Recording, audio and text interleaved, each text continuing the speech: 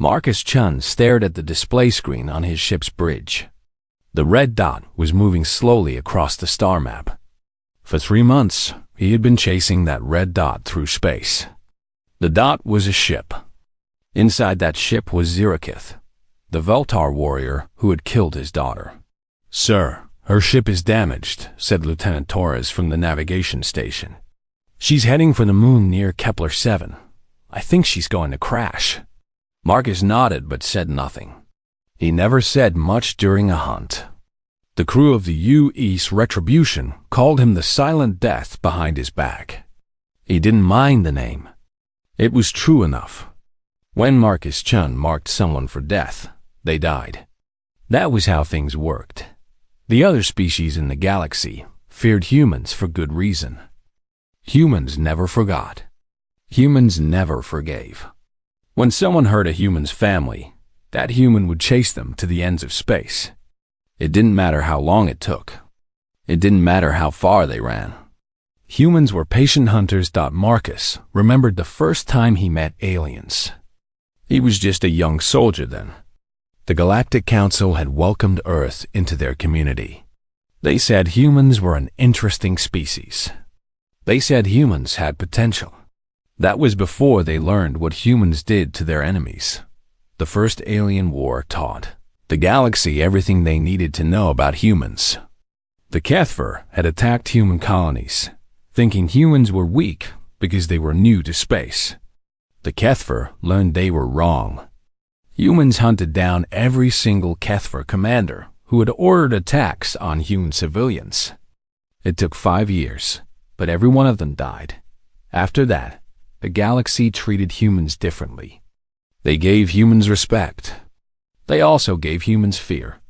Other species would fight wars and then make peace. They would forgive old enemies and move on. Humans did not work that way. Hurt a human's family, and that human would spend their whole life making you pay. "Sir, we're getting close to the moon," Torres said. "Should I charge the weapons?" "Not yet," Marcus said. He wanted to see the crash site first. He wanted to be sure Zirakith was really trapped. The Veltar were tricky fighters. They had 4 arms and could move faster than most humans. Marcus had learned not to take chances with them. The moon was gray and empty. No air, no water, no life. Just rocks and dust. It was a perfect place for someone to die alone. Marcus thought that was fitting. His daughter Emma had died alone too, when Zirakith's raiders hit the colony on New Hope. Emma was only 7 years old. She had been hiding in their house when the Veltar warriors broke down the door. Marcus was away on a mission. His wife Sarah was at the hospital, working as a doctor. Emma was supposed to be safe. The colony had good defenses. The colony had warning systems. None of that mattered when the Veltar came. The raiders took what they wanted and killed the rest. 43 humans died that day. Most of them were families. Most of them were children. The Veltar claimed it was just business. They said humans were in Veltar space. They said humans should have known better. The Galactic Council agreed with the Veltar. They said the colony was built too close to Veltar territory. They said it was an unfortunate accident. They told Marcus he should let it go. They told him the galaxy needed peace. Marcus quit his job with the Galactic Peace Force that same day. He joined the human military instead. The human military understood that some things could not be forgiven. Some people had to pay for what they did. There. Torres pointed at the screen. "I can see the crash site." Marcus looked at the display. Zirakith's ship was broken in half. Pieces of metal were scattered across the gray rocks. Smoke was rising from the engine section. The ship would never fly again. Any life signs? Marcus asked. Torres checked his instruments. "1 heartbeat, sir. Very weak. Whoever is in there won't last long." Marcus almost smiled. Almost. He had been hunting Zirakith for 3 months. She had led him through asteroid fields and past black holes. She had tried to lose him in nebula clouds and gravity wells. She was a good pilot and a smart warrior. But she was not smart enough. "Prepare the shuttle," Marcus said. "I'm going down." "Sir, we could just fire from here," suggested Torres. "One shot and it's over." Marcus shook his head. "No, this one is personal. I need to look her in the eyes." The shuttle ride to the surface took 20 minutes. Marcus spent the time checking his weapons and thinking about Emma. She would have been 10 years old now. She would have been starting to learn about space and aliens and all the wonders of the galaxy. Instead, she was buried on Earth, next to her grandparents. Marcus landed the shuttle 50 meters from the crash site. The moon's low gravity made walking easy. He moved carefully through the wreckage, looking for traps. The Valtar were known for setting up surprises for their enemies. He found Zirakith pinned under a heavy beam from her ship's ceiling. She was bleeding from cuts on her face and arms. Her blue scales were cracked in several places. One of her forearms was bent at a wrong angle. She looked up when Marcus approached. "Human," she said in basic English. Her voice was weak, but not afraid. "I know why you are here." Marcus raised his plasma rifle and pointed it at her head. "Do you remember New Hope Colony?" "Yes," Zirakith said. "I remember all of them." "Do you remember a little girl with brown hair? She was hiding in her bedroom when your warriors found her." Zirakith closed her eyes. "I remember." Marcus felt his finger tighten on the trigger. 3 months of hunting were about to end. Justice for Emma was 30 seconds away. The galaxy would learn once again that humans always kept their promises. Especially promises about revenge. Then he heard something that changed everything. The sound was small and weak. At first, Marcus thought it might be air leaking from the broken ship. Then he heard it again. It was not air. It was crying. Something very small was crying somewhere near. Marcus kept his rifle pointed at the Valtar warrior, but looked around the crash site. "What is that noise?" Zirakith opened her eyes. For the first time since Marcus found her, she looked scared. Not scared of dying. Scared of something else. "Please," she whispered. "Kill me if you must. But do not hurt the small one." Marcus frowned. "What small one?" The crying got a little louder. Marcus realized it was coming from under Zirakith herself. She was protecting something with her body. Even with a broken arm and trapped under heavy metal, she was using her other 3 arms to shield whatever was making that sound. "Move away," Marcus ordered. "I cannot," Zirakith said. "The beam has me trapped." "But please, human. I know you hate me. I know I deserve to die. But the little one did nothing wrong." Marcus studied the situation. Zirakith was definitely trapped. The metal beam across her legs was too heavy for her to lift. But she was still covering something with her arms. Something that was crying like a baby. "What are you hiding?" Marcus demanded. Zirakith looked up at him. Her yellow eyes were filled with pain, but also with something Marcus had not expected to see. She looked sad. She looked sorry. "A youngling," she said quietly. "From the refugee ship we attacked near Vega Station. Most of the adults died, but some of the children survived. This one was hurt and scared. I could not leave it to die alone." Marcus felt his world tilt. A youngling. A child. Zirakith, the warrior who had killed his daughter, was protecting an alien child with her own body. "You kept it alive?" Marcus asked. "For 6 weeks, Zirakith said. "Since the attack. It was hungry and frightened. I gave it food. I kept it warm. I sang it the old song so it would not feel alone." The crying got louder. Marcus could see small blue fingers reaching out from under Zirakith's injured arm. The fingers were tiny, no bigger than Emma's had been when she was very small. "Why?" Marcus asked. "Why would you save an enemy child?" Zirakith tried to smile, but it looked painful. You humans think we Veltar are monsters. Maybe you are right. Maybe I am a monster. But even monsters can learn what is right. Marcus remembered the reports about the attack on the refugee ship. Veltar raiders had hit it while it was traveling through neutral space. The ship was carrying families who were fleeing from a war. Men, women, and children who just wanted to find a safe place to live. 47 people died in that attack. Only 5 survived. The refugee ship was not carrying weapons, Marcus said. No, Zirakith agreed. It was not. There were children on that ship. Yes, many children. Marcus felt anger rising in his chest. You killed children. Again. Zirakith closed her eyes. Yes, I have killed many children in my life. Too many. I thought it was the way of war. I thought it made me strong. She opened her eyes and looked at Marcus. I was wrong. The small crying stopped for a moment. Then it started again, weaker than before. The youngling was getting tired. Or maybe it was getting sick. Marcus could not tell. How old is it? Marcus asked. Maybe 2 years in human time, Zirakith said. Still very young. Still needing care. Marcus thought about Emma when she was 2. She had been so small then. So trusting. She believed everyone in the world was good. She believed her daddy could fix anything and protect her from everything bad. She was wrong about that, but Marcus had never told her so.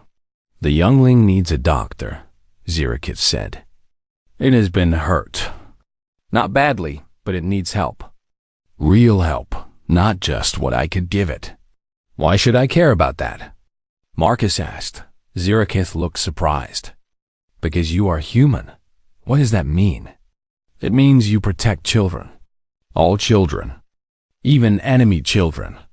That is what humans do. Marcus laughed, but there was no happiness in the sound. You think humans protect children? I could not even protect my own daughter from you. Zirakith stared at him for a long moment. Your daughter? Emma-chun, 7 years old. Brown hair, brown eyes. She liked to draw pictures of spaceships. She wanted to be a pilot when she grew up. Marcus felt his voice getting harder. You killed her on New Hope Colony. Understanding filled Zirakith's yellow eyes. The small human in the house with the red door. She was hiding under her bed. Marcus raised his rifle again. His hands were shaking now. You remember her? Yes, Zirakith whispered. I remember her. She was crying for her father. She was crying for me, Marcus said. And I was not there to save her. The alien youngling made another soft sound. Both Marcus and Zirakith looked down at it. Marcus could see a small face now, peeking out from under Zirakith's arm. Large eyes, blue skin, tiny nose. It looked scared and sick and very, very young. Your daughter, Zirakith said quietly. What was she like? Marcus did not want to answer, but something made him speak. She was kind. She felt sad when other people were hurt. She once cried for 3 days because she stepped on a flower. She sounds like a good child. She was the best child. Zirakith nodded slowly.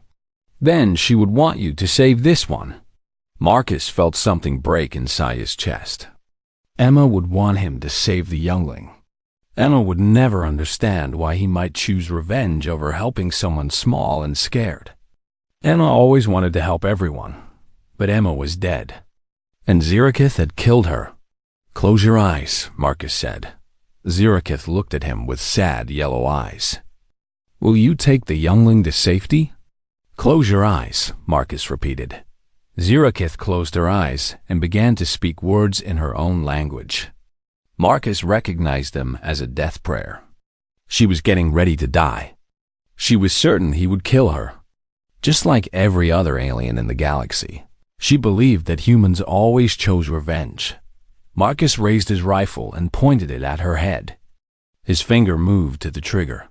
The youngling started crying again. Marcus held the rifle steady. His finger was on the trigger. One small movement and Ziriketh would be dead. Justice for Emma would be complete. The hunt would be over. The youngling cried again. The sound was getting weaker. Marcus looked down at the small alien child. It was so tiny. Its blue skin looked pale, almost gray. Its breathing was fast and shallow. Even Marcus, who was not a doctor, could see that it was sick. Maybe dying. How long since it ate? Marcus asked. Ziriketh opened her eyes, surprised that she was still alive. 2 days. Maybe 3. I had some food supplies, but they ran out before the crash. What about water? Yesterday. I gave it the last water yesterday. Marcus cursed under his breath. The youngling was starving and dehydrated. In a few more hours, it would be dead. Even if Marcus called for medical help right now, it might be too late. But why should he care? This was not his child. This was not even his species. This youngling belonged to the same people who had killed Emma. Maybe it would grow up to be a raider like Ziriketh. Maybe it would kill human children someday. What is its name?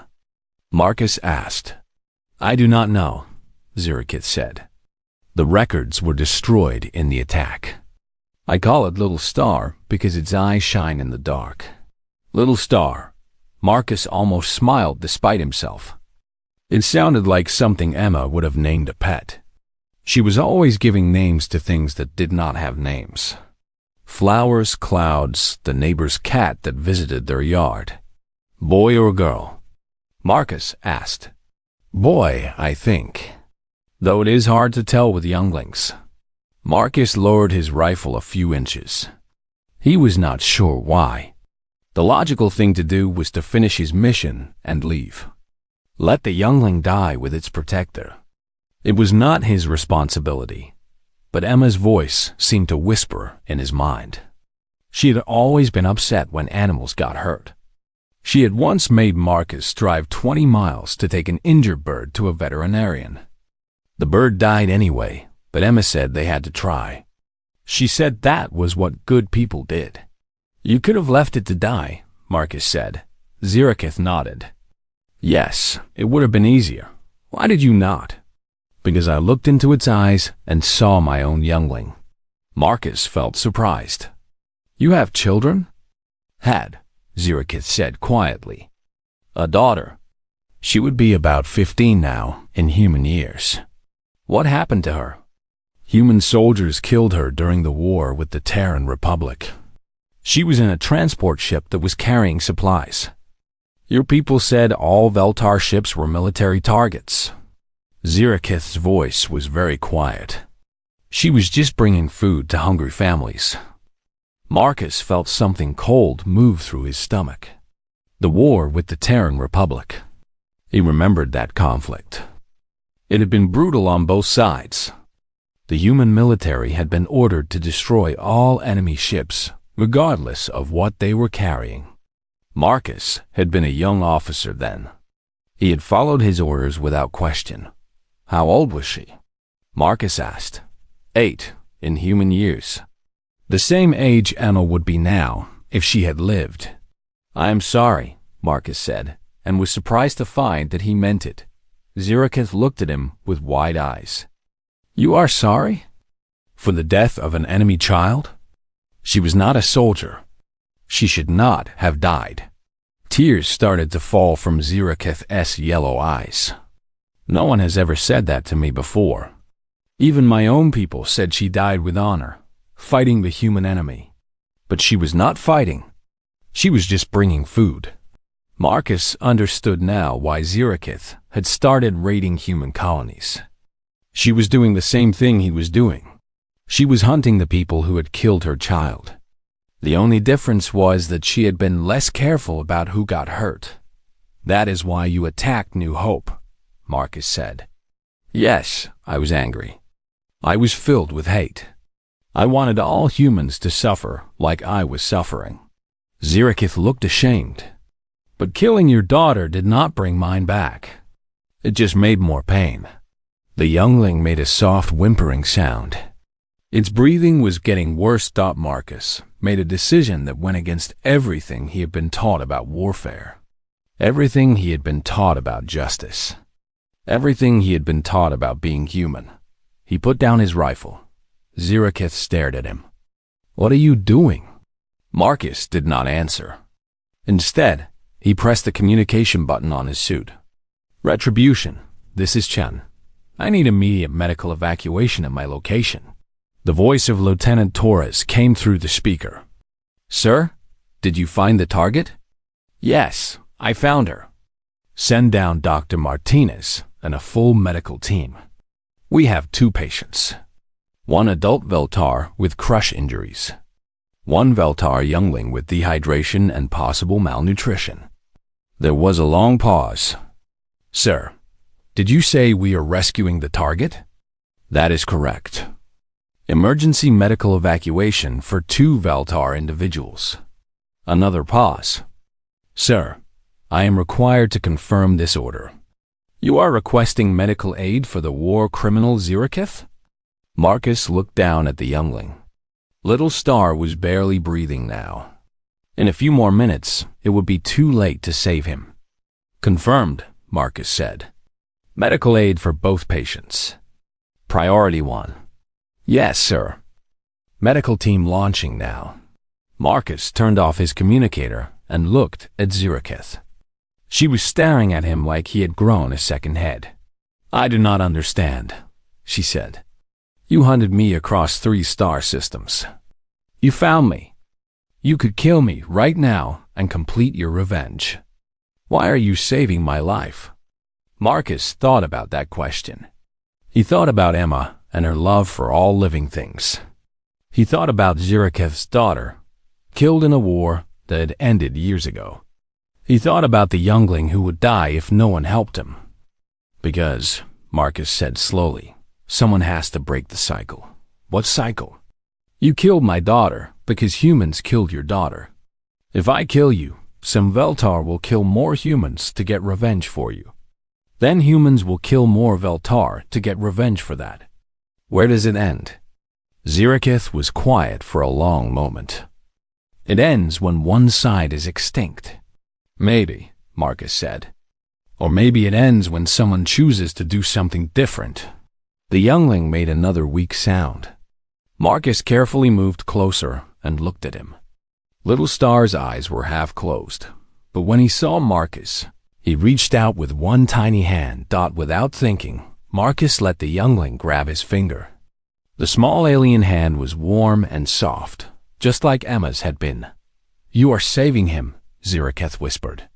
"We are saving him," Marcus corrected. "You kept him alive for 6 weeks. I am just finishing what you started." Marcus heard the sound of engines overhead. The medical shuttle was coming. The medical team worked quickly. Dr. Martinez, the ship's chief medical officer, took one look at the youngling and shook her head. "This little one is in bad shape," she said, running a scanner over the tiny body. "Severe dehydration, malnutrition, and what looks like a respiratory infection. A few more hours, and we would have been too late." Marcus watched as the medical team carefully lifted the heavy beam off Zirakith. She cried out in pain as they moved her broken arm, but she kept looking at the youngling. "Will he live?" She asked Dr. Martinez. "If we get him to the medical bay quickly, yes. Both of you need immediate care." Dr. Martinez looked at Marcus with confusion in her eyes. "Sir, I have to ask. Are you sure about this?" Marcus knew what she meant. He was saving the life of a war criminal. Someone who had killed dozens of humans, including his own daughter. It went against everything the human military stood for. "I am sure," Marcus said. An hour later, both patients were stable in the Retribution's medical bay. The youngling, who Dr. Martinez had started calling Little Star after hearing the name from Zirakith, was sleeping peacefully in a specialized care unit. His breathing was steady now, and his blue skin had returned to a healthier color. Ziraketh was in the next bed. Her broken arm was in a cast, and she had bandages covering the cuts on her face. But she was alive and conscious. Marcus sat in a chair between the two beds. He had been there for 3 hours, just thinking, trying to understand what he had done, trying to figure out what came next. Lieutenant Torres came into the medical bay carrying a communication tablet. His face looked worried. "Sir, we have received messages from Earth Command. They want to speak with you immediately." Marcus was not surprised. Word of his decision had probably reached human military headquarters by now. Every ship in the fleet had encrypted communication links. News traveled fast in space. What are they saying? Marcus asked. Torres looked uncomfortable. "They want to know why you rescued the target instead of eliminating her. They want to know if you have suffered some kind of mental breakdown." Marcus almost laughed. A mental breakdown. Maybe that was what this was. Maybe grief had finally driven him insane. And what else? Marcus asked. "Sir, the Galactic News Network has picked up the story. They are calling it the most significant event in human military history. Every species in the galaxy is talking about it." Now Marcus was interested. "What are they saying?" Torres checked his tablet. The Kethver government issued a statement saying they do not believe the reports. They claim no human would ever show mercy to an enemy. The Valtar High Council is equally confused. They say it must be some kind of trick. Marcus looked at Ziraketh. She was listening to the conversation with intense focus. "What about the other species?" Marcus asked. "The Andromedans are calling it a sign that humans are evolving beyond their violent nature. The Zintari say it proves that humans are even more dangerous than they thought, because unpredictable enemies are the hardest to fight." Torres paused. "Sir, the Galactic Council has called an emergency session. They want to understand what this means for human-alien relations." Marcus stood up and walked to the window that looked out into space. Stars filled the darkness, thousands of them. Each one probably had planets. Each planet probably had people living on it. People who were trying to understand what a human had done today. "Torres," Marcus said, "send a message to Earth Command. Tell them I will speak with them in 6 hours. I need time to prepare my report." "Yes, sir." "And sir, what should I tell them about the prisoners?" Marcus looked at Ziraketh. She was not really a prisoner now, was she? She was a patient. A guest, maybe. Someone under his protection. "Tell them we have 2 refugees who need medical care. 1 adult female and 1 youngling. Both are under human protection until they can be safely relocated." Torres looked confused, but he nodded. "Yes, sir." After Torres left, Marcus sat back down. Ziraketh was watching him. "Why did you call us refugees?" she asked. Marcus thought about that. "Because that is what you are. You were running from something, looking for safety. That makes you refugees. I was running from you. And he," Marcus pointed at the youngling, "was running from war. From people who wanted to kill him just because of who his parents were." Ziraketh was quiet for a moment. "The galaxy will not understand what you have done. I know. They will say you are weak. They will say humans cannot be trusted to keep their promises. Maybe. Some humans will hate you for this. They will say you betrayed your own daughter's memory." Marcus felt pain in his chest. That was the part that scared him most. Not what aliens might think, but what other humans would say. Emma's mother, Sarah, was still alive. She would hear about this. She would want to know why Marcus had saved the life of their daughter's killer. "What will you tell them?" Ziraketh asked, as if reading his mind. "I will tell them the truth. That I looked at a dying child and decided that revenge was not more important than saving a life. And if they do not accept that?" Marcus shrugged. "Then they do not accept it. I cannot control what other people think. I can only control what I do." The youngling made a soft sound in his sleep. Both Marcus and Zirakith looked at him. He was dreaming, his small hands moving as if he was reaching for something. What will happen to little Star? Zirakith asked. I do not know. He has no family left. No home to return to. Someone will need to take care of him. I could do it, Zirakith said quietly. Marcus looked at her with surprise. You are a war criminal. You will probably spend the rest of your life in prison.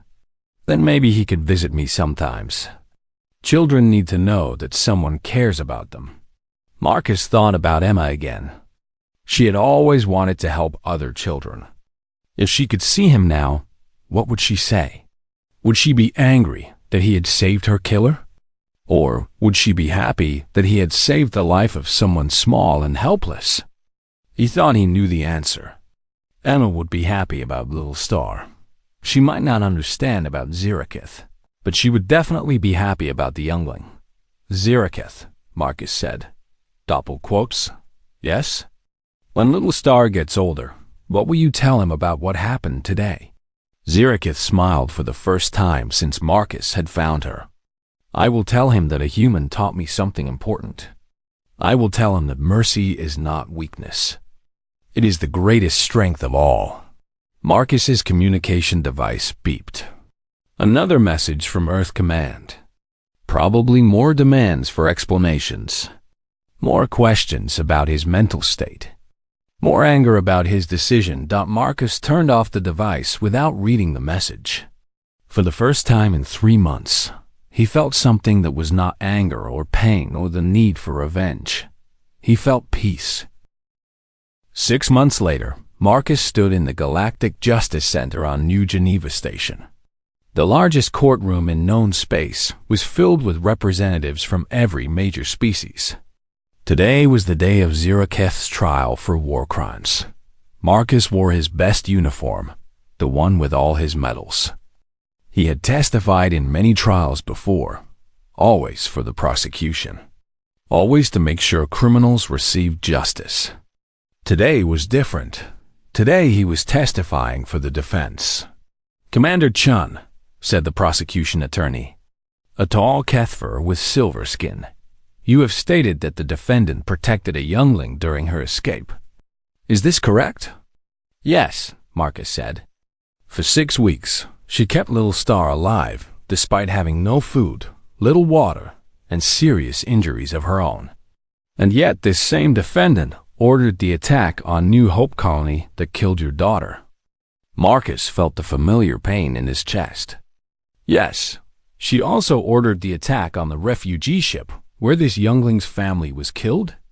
Yes. The prosecutor spread his forearms wide. Then how can you argue for mercy? This creature killed your own offspring. By your species' nature, you should demand her death. Marcus looked out at the gallery. He could see humans, Veltar, Andromedans, Xentari, and dozens of other species. All of them watching. All of them trying to understand. Because, Marcus said, I realize that some things are more important than revenge. A murmur went through the courtroom. The prosecutor looked confused. More important than justice for your daughter. This is not about forgetting my daughter. This is about honoring what she stood for. Marcus turned to face the gallery. Emma believed in helping people who were hurt. She believed in protecting those who could not protect themselves. If I had killed Zirakith that day, I would have betrayed everything my daughter taught me. In the defendant's section, Zirakith sat quietly. She had gained weight during her months in protective custody. Her scales were bright blue again, and her broken arm had healed completely. Next to her sat a small figure that made Marcus smile. Little Star was 3 years old now, healthy and growing fast. He stayed close to Zirakith, though he had learned to trust Marcus as well. The youngling did not fully understand what was happening, but he knew that the 2 adults who cared for him were in some kind of trouble. Commander Chun, said the defense attorney, an elderly human woman named Dr. Sarah Kim. In your opinion, has the defendant shown genuine remorse for her actions? Marcus thought about the past 6 months. He had visited Zirakith and Little Star regularly. He had watched her teach the youngling to read and write. He had seen her cry when she talked about the family she had killed. He had heard her promise over and over that she would spend the rest of her life making up for what she had done. Yes, Marcus said. She has shown genuine remorse. She understands the pain she caused. She wants to make things right. And in your opinion, would executing her serve justice? Marcus looked at Little Star. The youngling was playing with a small toy spaceship, making quiet engine noises. He was happy and safe and loved. If Zirakith died, what would happen to him? No, Marcus said. Killing her would not bring back the people she killed. It would not make the galaxy safer. It would just create more pain. The prosecutor stood up. Your Honor, this is ridiculous. The defendant is a war criminal. The penalty for crimes is death. The human need for revenge is famous throughout the galaxy. If even humans are going soft, objection, Dr. Kim interrupted. The prosecutor is making assumptions about human nature. Judge Valdris, an ancient Andromedan with wise purple eyes, nodded. Sustained. The court will not accept generalizations about any species. He looked at Marcus. Commander, you say that mercy is more important than revenge. But what about deterrence? If criminals know they might be shown mercy, will that not encourage more crimes? Marcus had thought about this question many times. Your Honor, I believe that fear of punishment prevents some crimes. But fear alone is not enough. People also need to believe that change is possible, that redemption is real. If we only offer death or lifelong imprisonment, we give criminals no reason to become better. And you believe the defendant can become better? Marcus looked at Zirakith. She was watching him with those yellow eyes that had once been filled with hate. Now they were filled with hope and determination. I believe she already has. The trial lasted 3 more days. Witnesses testified about Zirakith's crimes. Families of her victims spoke about their pain and loss. Military experts explained the damage her raids had caused to galactic peace, but other witnesses spoke for her as well. Dr. Martinez testified about how gently Zirakith cared for Little Star. Valtar psychologist explained how war trauma had affected her judgment. And dozens of people from the refugee center where she had been volunteering spoke about her work with war orphans. On the final day, Zirakith herself took the stand. I cannot undo what I did, she said in clear, simple words. I cannot bring back the people I killed. I cannot take away the pain I caused. But I can promise that I will spend every day of my remaining life trying to make up for my crimes. She looked directly at Marcus. A human taught me that mercy is not weakness. He showed me that choosing to help instead of choosing to hurt is the hardest and bravest thing anyone can do. I want to be that brave. The jury deliberated for 2 hours. When they returned, Judge Valdris read their verdict. The defendant is guilty of war crimes against multiple species. However, the court recognizes the extraordinary circumstances of her capture and the evidence of her genuine remorse. The defendant is sentenced to 20 years of community service, working with war orphans throughout the galaxy. She will remain under supervision for the duration of her sentence. The gallery erupted in surprised voices. Some were angry. Some were relieved. But most were just shocked. In 10,000 years of galactic history, no war criminal had ever received such a light sentence. Marcus felt a hand touch his arm. Little Star had climbed up into the witness gallery and was reaching for him. Marcus picked up the youngling, who immediately started babbling excitedly in his mixture of Veltar and human words. Uncle Marcus, Mama Zira says we get to help other children now. Lots and lots of children. Marcus smiled.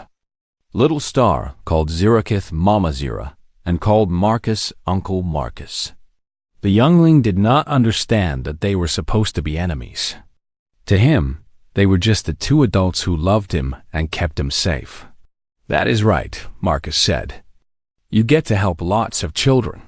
Later that evening, Marcus stood on the observation deck of his ship, looking out at the stars. Earth was somewhere out there, far away. Sarah, his ex-wife, had sent him a message after the trial. She said she was proud of him. She said Emma would have been proud too. Footsteps behind him made Marcus turn. Zirikith approached, carrying little Star, who was already half asleep. "Marcus," she said, "I wanted to thank you. For everything, you do not need to thank me." "Yes, I do. You gave me a chance to be better than I was. You gave little Star a future. You showed the galaxy that mercy is possible." Marcus looked out at the stars again. The galaxy is still trying to figure out what happened. Half the species think humans are getting weak.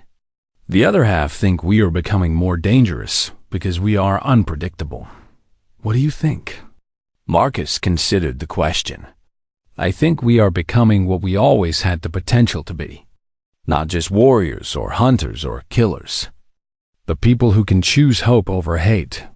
Little Star made a sleepy sound and reached out toward Marcus. Without thinking, Marcus took the youngling's small hand in his. "Uncle Marcus," Little Star whispered, "will you tell me the story about the human who saved the stars?" Marcus smiled. Little Star had created this story himself, based on what he had heard about the day Marcus found him and Zirikith. In his version, Marcus was a brave hero who flew through space saving stars that had fallen from the sky. "Once upon a time," Marcus began, "there was a human who thought he knew what justice meant. But then he learned that sometimes the bravest thing you can do is choose to save someone instead of destroying them." As he spoke, Marcus thought about Emma. She would be 11 now if she had lived. Old enough to understand what had happened. Old enough to know that her father had chosen mercy over revenge. He thought she would approve. Out in the darkness of space, ships from 100 different species carried the news to every corner of the galaxy. The story of a human who had stunned everyone by choosing compassion over vengeance. The story that would change how the